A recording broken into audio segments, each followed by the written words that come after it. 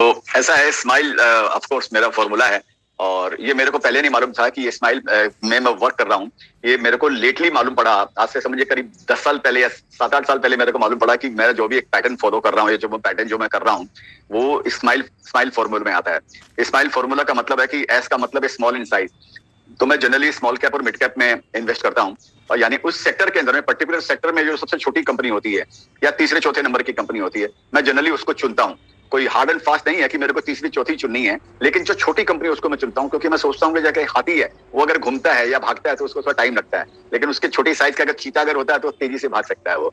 तो इस बोलकर मेरा ऐसे लग रहा है कि मल्टीप्लिकेशन के जो चांसेस है वो मिड कैप के अंदर में ज्यादा है। जो 50 गुना हो सकते हैं, 100 गुना हो सकते हैं, वो उनके अंदर में ज्यादा है।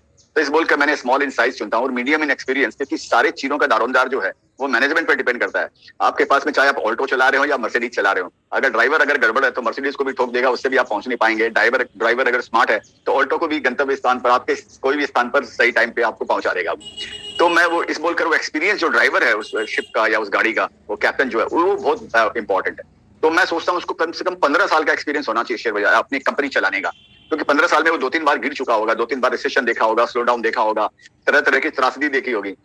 उसमें वो इतना गिरा होगा कि गिरने से ही आदमी सीखता है। तो मेरा एक कोट भी है कि when you are right you earn, when you are wrong you learn. तो हम जब रॉन्ग होते हैं तो ही लर्न करते हैं, अदरवाइज हम सीखते नहीं है। हमको लगता है कि मैं बादशाह हूँ। तो वो 15 साल के अंदर में 2-3 ऐसे साइकिल देखा होगा, वो समझ गया होगा अपनी कंपनी को सही तरीके से चलाने का। तो एक तरीके से मोटा मोटी वो फुल प्रूफ कंपनी होती है, रिसेशन प्रूफ कंपनी हो सकती है। इस बोलकर उसको मीडियम इन एक्सपीरियंस और लार्ज इन एस्पिरेशन।